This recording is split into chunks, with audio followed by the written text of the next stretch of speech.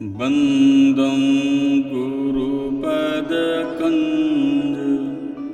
कृपासिंधु नरभूपहरि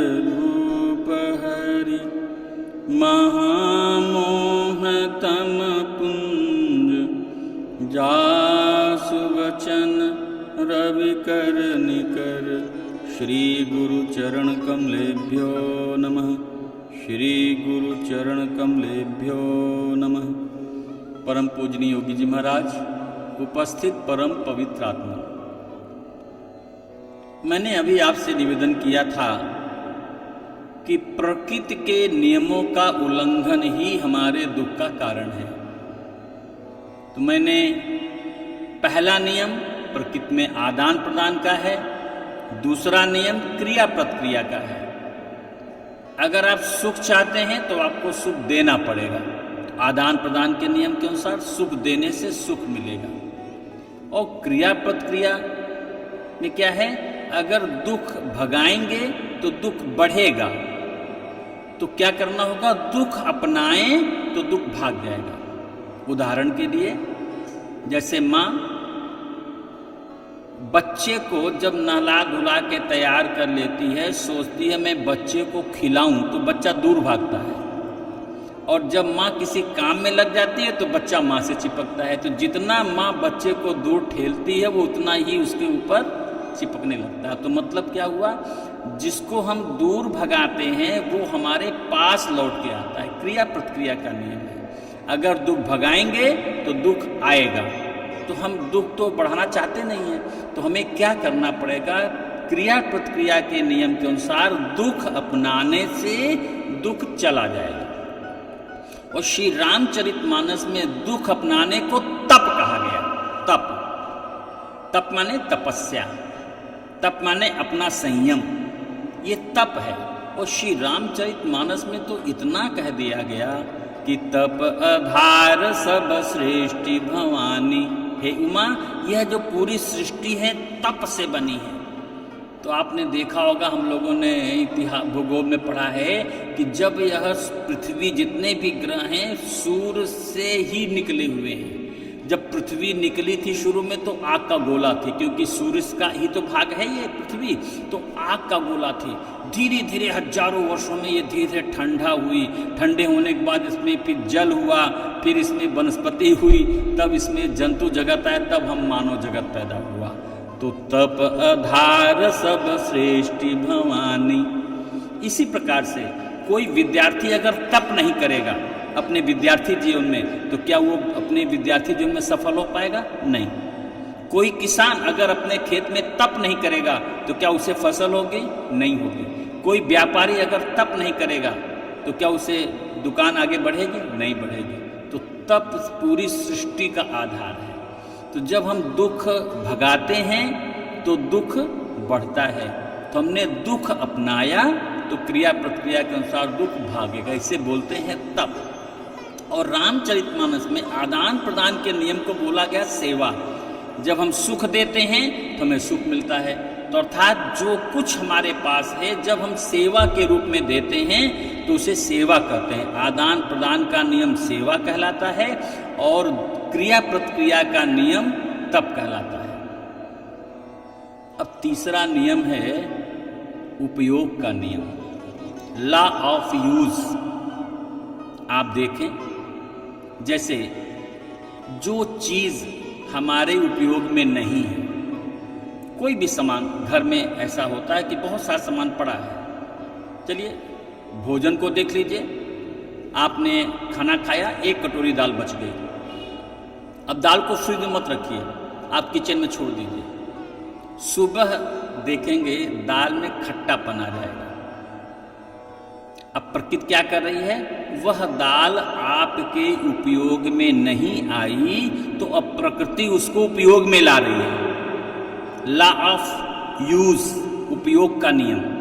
जो चीज हमारे उपयोग में नहीं आएगी, जिस वस्तु का हमने उपयोग नहीं किया, प्रकृति स्वतः ही उसका उपयोग कर लेगी। तो दाल हमने बाहर रख दिया, उसमें खट्टापन आ गया, आप रखा रहने दीजिए। फिर 8-10 घंटे बाद देखेंगे उसमें बुलबुले उठ गए, गैस आ गई, छोड़ दीजिए। फिर देखेंगे उसमें कीड़े पैदा हो गए। फिर आप देखेंगे 4 दिन बाद दाल गायब हो गई, कटोरी खाली है। कहाँ गया? न दाल है और न वो कीड़े हैं, सब गायब हो। ये है लॉ ऑफ यूज। इसी प्रकार से आपका फर्नीचर जो आपके मतलब का नहीं, आपने रख दिया किनारे, नया फर्नीचर आया, पुराना किनारे रख दिया, देखेंगे उसमें दीमक लग जाएगा, अपने आप फर्नीचर खत्म, आपके उपयोग में फर्नीचर काम नहीं आएगा। आपकी शादी के 30 साल हो गए, 30 साल पहले का जो शादी में सूट पड़ा था अभी भी अलमारी में पड़ा हुआ है। आपकी मैडम की साड़ियाँ शादी वाली पड़ी हुई हैं, और भी आप जाके खोल के देखेगा तो कीड़ों ने खा लिया, खोलेंगे तो तार तार हो जाएगा, आपके उपयोग का नहीं होगा। ऐसे ही प्रकृति में नियम है, लॉ ऑफ यूज, उपयोग का नियम। माय डियर फ्रेंड, हमारे पूज्य योगी महाराज जी कहते हैं, अगर आप अपने जीवन में किसी प्रकार के क्रॉनिक डिजीज, क्रॉनिक रोगों से, असाध्य रोगों से अपने को मुक्त करना चाहते हैं तो कृपया अपने घर की अलमारी खोलिए, अपना घर का बक्सा खोलिए, घर का वो कोना देखिए, घर का वो टाण देखिए जहाँ पर ऐसा सामान पड़ा है जो पिछले 6 महीने से आपने उपयोग में नहीं लिया है और अभी आगे 6 महीने उपयोग में नहीं आने वाला है। कृपया उसको निकालिए और फ्रीली भगवान की सेवा में दे दीजिए। आप देखेंगे यह क्रिया करते ही आप अपने असाध्य रोगों से स्वतः ही मुक्त होने लगेंगे। इसीलिए मैंने आपसे निवेदन किया है, हमारे पूज्य महाराज जी कहते हैं, श्री हृदय नारायण योगी जी महाराज जी, जिन्होंने श्री रामचरितमानस के वैदिक सिद्धांतों, उनके वैज्ञानिक प्रयोगों के द्वारा आप अपने जीवन के समस्त क्लेशों से जीवन काल में मुक्त हो सकते हैं, ऐसा दावा किया है, जिसमें केवल विचार और भावना का परिवर्तन है। विचार क्या हो रहा है? ये समान हमने विचार में क्या किया? प्रकृति के नियमों का पालन। भगवान को मानना जरूरी नहीं है, फिर नोट कर लीजिए। सुखी होने के लिए, रोगों से मुक्त होने के लिए, चिंता से मुक्त होने के लिए, बुद्धि से भय मुक्त होने के लिए, अहम के वियोग से, रोग, थकावट, चिंता, भय, वियोग से मुक्त होने के लिए, बाहर का अभाव, भीतर की अशांति से मुक्त होने के लिए भगवान को मानना जरूरी नहीं है, प्रकृति के नियमों को जानना जरूरी है और प्रकृति के नियमों का पालन करना जरूरी है। आप प्रकृति का नियम तोड़ेंगे, देना तो पड़ेगा। आप जैसे आपने गाड़ी ले ली और आप रोड पर आ गए, जैसे ही गाड़ी शोरूम से निकली और रोड पर आए, ट्रैफिक लॉ लागू हो गया। अब आप कहिए साहब मुझे तो नहीं पता, तो कोई बात नहीं, किनारे गाड़ी लगाओ, चालान कटेगी 5000 की, अपने आप सब मालूम पड़ जाएगा, तो देना पड़ेगा। जब भी हम चाहे ट्रैफिक रूल तोड़ेंगे तो देना पड़ेगा। इसी प्रकार से अगर आप प्रकृति के नियमों को तोड़ेंगे तो भी देना पड़ेगा। प्रकृति क्या करती है? आप पैदा हो गए, आपको प्रकृति का जो आदान प्रदान का नियम है तोड़ा, नहीं दिया, लेते गए और दिया नहीं, क्रिया प्रतिक्रिया के अनुसार दुख भगाते रहे, दुख नहीं अपनाया, प्रकृति के उपयोग के नियम को आपने पालन नहीं किया, जो सामान आपके मतलब का नहीं था अपने घर में, अलमारी में, बक्से में डंप करते करते चले गए। अंत में भगवान ने कहा है आई सी यू।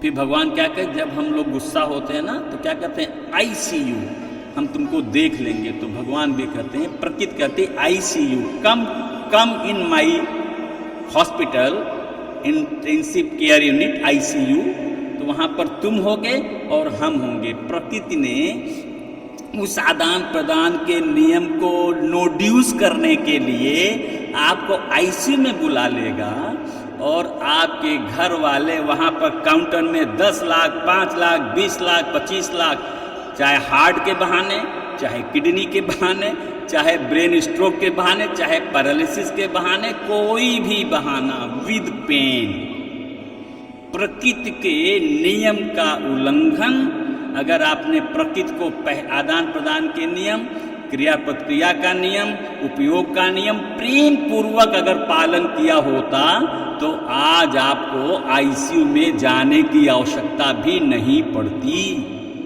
आज आईसीयू में क्यों जाना पड़ा? क्योंकि ड्यूज बाकी है और तुम्हारा जाने का कॉल लेटर आ चुका है। तो भैया नो ड्यूज करके जाओ ना। तो जितना तुमने बैलेंस प्रकृति के आदान प्रदान को तोड़ा है वो आईसीयू में सब नो ड्यूज हो जाएगा। फिर वो डॉक्टर कहेगा साहब ऑक्सीजन में रखा है, रखिए सर अब तो वेंटिलेटर में रख रहे हैं सर, रख लीजिए। और जिस दिन आपका नो ड्यूज हो जाएगा उसी दिन वेंटिलेटर भी हट जाएगा और राम नाम सत्य हो जाएगा। तो लोग कहते हैं अस्पताल में बहुत फालतू लोग बिल बनाते हैं डॉक्टर्स, मैं मानता हूँ बहुत फालतू बिल बनाते हैं। तुम भी तो बहुत फालतू बिल बना के कमाए हो, जिस भी विभाग में हो। बताओ तुमने तनख्वाह से अपनी जिंदगी जी है कि फालतू पैसे से? अब हम कह देंगे घूस, तो कहोगे साहब देखो हमको घूस चोर बना रहे हैं। अरे सारे लोग भैया,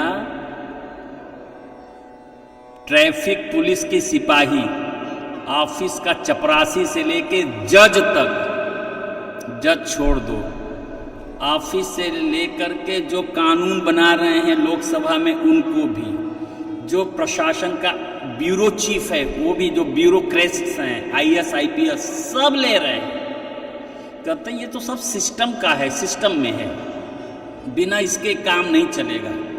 तो मतलब कहने का सब देखो सब जगह आदान प्रदान तुम भी देना पड़ेगा। तो तुमको तनख्वाह क्यों मिले? तो तुमने जितना जो अपनी योग्यता से जो तुमने पद पाया, पद के योग्यता से तुमको जो वेतन निर्धारित हुआ, जो सुविधाएं सरकार के द्वारा, प्रशासन के द्वारा, प्रकृति के द्वारा प्रदत्त हुई, तुमने वो तो उपभोग किया ही, लेकिन फालतू का भी लिया।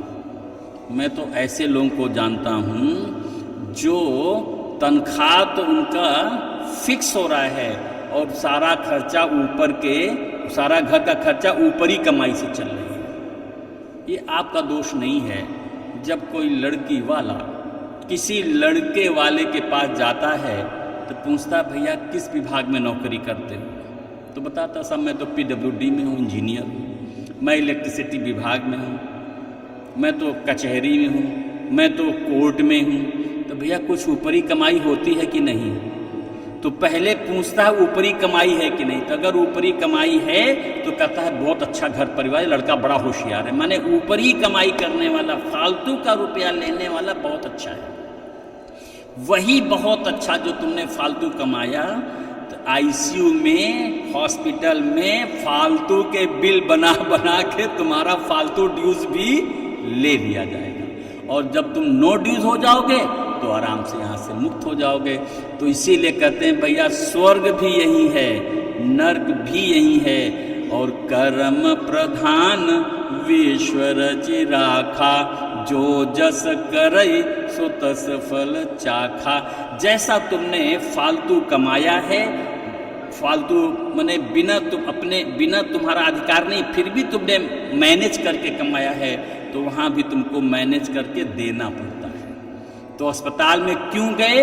नियम तोड़ा। किसका नियम तोड़ा? प्रकृति का नियम तोड़ा, आदान प्रदान का नियम तोड़ा, क्रिया प्रतिक्रिया का नियम तोड़ा, लाभ उपयोग का नियम तोड़ा, इसलिए तुमको जाना पड़ा।